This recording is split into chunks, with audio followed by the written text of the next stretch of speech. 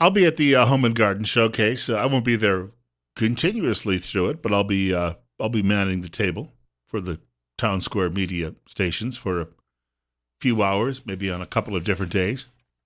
I'll have my security detail there with me though, so all of you lefties out there better be careful. 944, excuse me, it's 29. Bill Colley with you on Top Story on News Radio 1310, KLIX and newsradio1310.com, which means online you can listen to us anywhere, live all over the world. I've been telling you lately about Dream Room Design. Now, Dream Room Design, speaking of, your home improvements, things you can do, changes you can make, they can do sunrooms. Love a sunroom. I nearly married a gal back in Delaware, and I used to go to her parents' house for Sunday dinner, and they had a big, beautiful sunroom on the back of the house. And you could sit there and watch the squirrels and the rabbits and the birds in the backyard. Well, Dream Room Design can actually build one of these for you, and remember, they're local people, so you'll have local contact with them from beginning to end. Enjoy your deck or patio with no bees, mosquitoes, wind, dust, and blowing rain and snow. Provides usable space year-round. Operable windows with screens create a flow of air when you want and you need it, and you can close these to protect you from outside elements. Each room designed and engineered for your specific conditions, and you can specialize in building a sunroom, patio enclosure with many different styles to choose from. Dream Room Design sunrooms can have glass or solid roofs, or a combination of both, and they can even enclose an existing covered deck or patio, converting it into a beautiful enclosed sunroom. Visit dreamroomdesign.com in order to take a look at some of the designs and some of the reviews from customers. I was mentioning border fences. Jerusalem Post this morning. Netanyahu. Israel needs fences on all borders to keep out predators in region.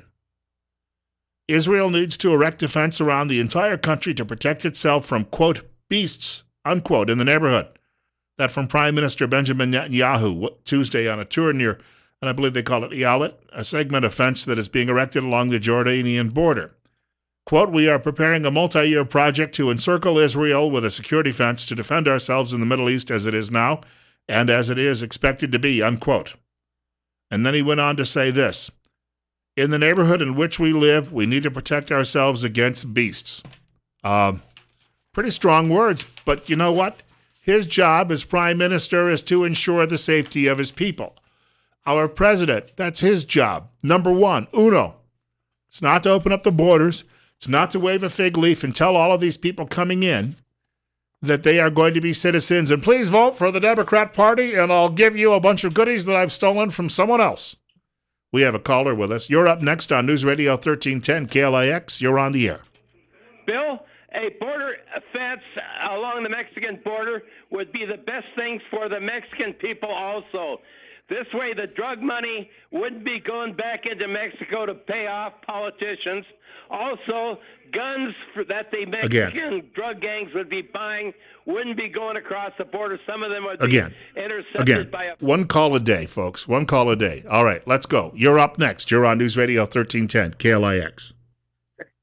Yeah, Bill, you caught me off guard. Hey, when they say that a fence won't work, if you go to Israel, I've never been to Israel, but I have and studied it, and the way I understand it, they've got two really high fences, 20 feet tall or something like that, and then in between each fence is sand, and so they know for a fact if somebody's been through there, and so Israel's border fences work, and they could work here too. My mother has a solution too for an argument that was made. Netanyahu was asked by a reporter, well, what if somebody tunnels underneath it? He said, well, we're not going to tell you exactly what our response would be. In other words, he's not giving away the store on this one. But my mother, we had apple trees and plum trees in our orchard when I was a kid. And one year we had ants who they were eating up those plum trees. You know what my mother did? She went out there with some kerosene and she doused all of those anthills in the backyard. And she simply dropped a match on one of them. You saw fire shoot out of anthills 50, 100 feet away because of all the connected tunnels. We didn't have an ant problem the rest of the summer. If you have an issue with that, all you do is have to dump some napalm down there and then drop in some flammables. You will remedy that situation. And I'll tell you what, you do that 3 or 4 times, you will end the tunneling. Hey, one more quick thing. That I used to farm north of Jerome, and we had lava rock areas where, and the rock chucks would tunnel in there, see, and then they'd come out and eat your crops, and then they'd go back, and we were always fighting this. And one of the things we would do is we had these propane big burners, torches, and these were meant to burn weeds on ditch banks and stuff. And we would stick those down into the holes as far as we could and try to burn them, rock chucks out. It worked sometimes. The best way was just to run pipe water in there and flood them out, and they would drown. I'll hang up. Thanks. Hey, thank you much for the call. My dad had a solution. We were building a house one time, and we had a miserable problem with the neighborhood woodchucks.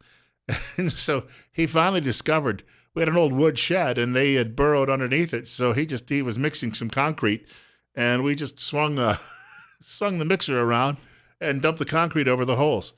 Woodchucks gone. Now, people say, oh, but that's cruel and that's nasty and mean. Well, when they're chewing away at your foundation, folks, there are some things here that are quite important and expensive. Sorry, but, that's how the real world happens to be out there.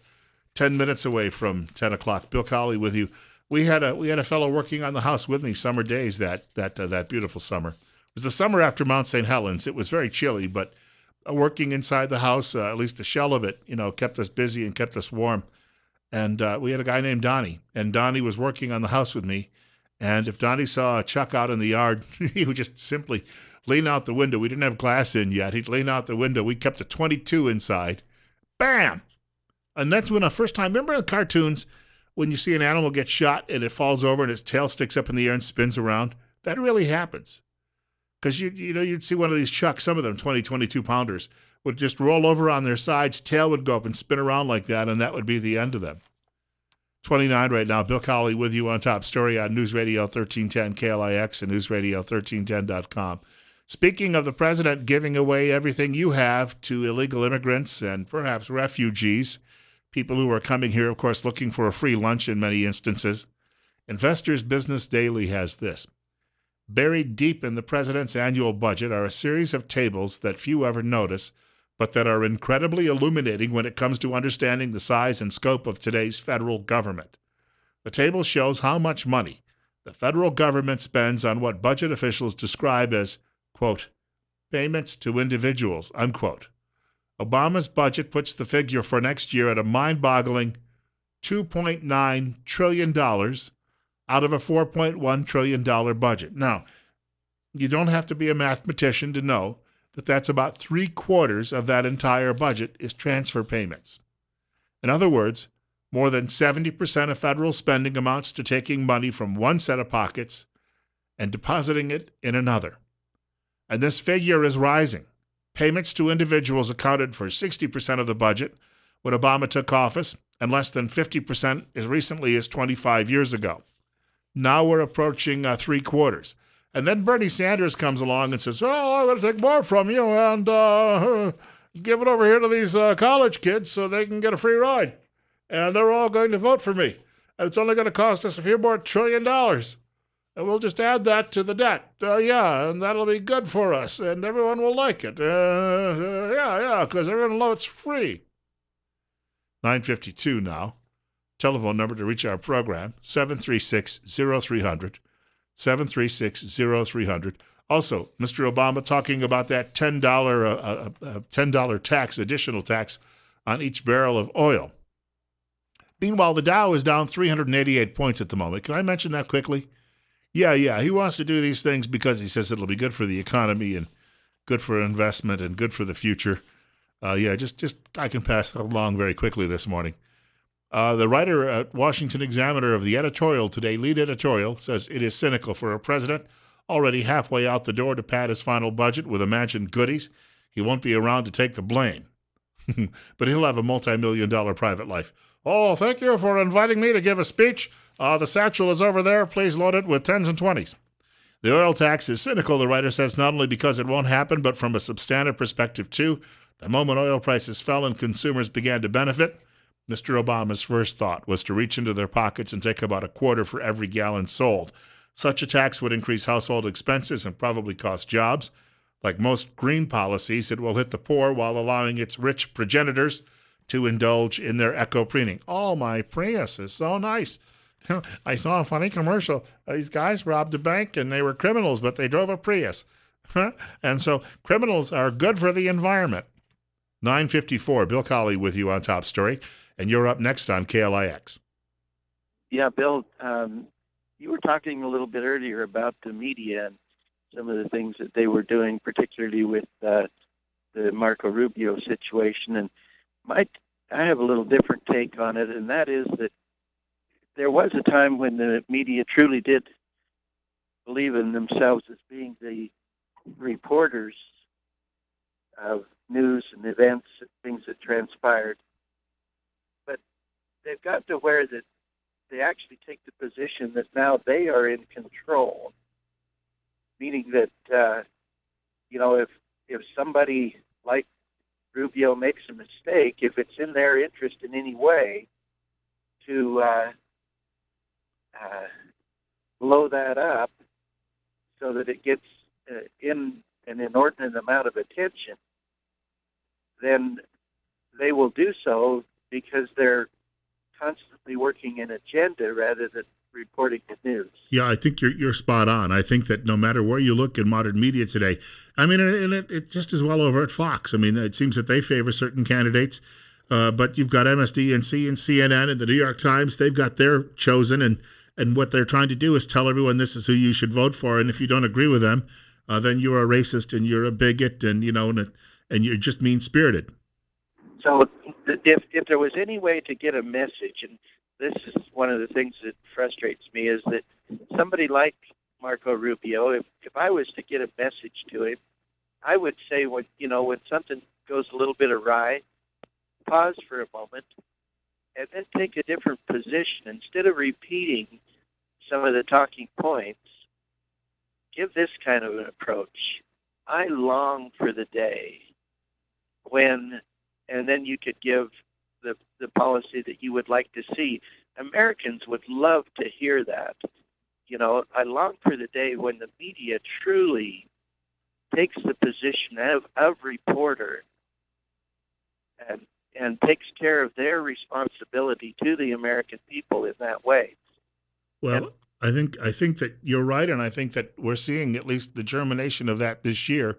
And thank you for the call, where we've got candidates out there who are speaking to people without all of the consultant verbiage. That is, they're coming forward and they're just saying, hey, you know what? Yes, some of these people coming here illegally are murderers and rapists. Oh, you can't say that. Well, yes, they are. Kate Steinle's case is a fine example. First example, number one. And then they say, hey, you know what? Some of these people who are coming here, these refugees, are planning to blow up buildings and shoot coworkers. Oh, you can't say that. Well, excuse me, they just shot up San Bernardino, California. Well, yeah, but the American public gets it. And they know they're being gulled and lied to by the Orwellians running current media. I have to tell you, it just... In the 1990s, I was on a rising star in television news. I worked right next to a guy. He sat at the desk next to me by the name of David Muir. Today, he is the editor and anchor of ABC Evening News. David was a great guy. He worked very hard at being the best news anchor he could be. Not best reporter, best news anchor. He would sit there and he would try to impersonate, what was the guy, the Canadian who used to work at ABC, Peter Jennings, and he would do that at the end of stories and lean on his take his chin and lean on his thumb and a forefinger and pretend he was watching intently video. But you know what? One day we were talking about a story that was going on, and I mentioned something that had happened like 1989 or 1990. David had graduated college in 1994, come directly to work at the TV station. David said, I wouldn't know about that. I said, well, yeah, but it's important to know about that. And he's like, well, what for? You see, anything that happened beforehand was irrelevant to him. Life started in 1994, and he didn't have any interest in anything prior to that, any history behind this that might influence or impact the story. Now, he's a nice guy. I enjoyed working with him. We used to tip a few cold ones after work, back when I used to do that sort of thing. But I'm telling you, these guys, these people are there trying to tell us what we should think and what we should do. They aren't brainiacs by any means. you've got just as much knowledge or more than most of the people in the media. God willing, the creek don't rise. I'm back here tomorrow between 8 and 10 o'clock. Have a great day. Rush Limbaugh is next following news at 10 o'clock from Fox.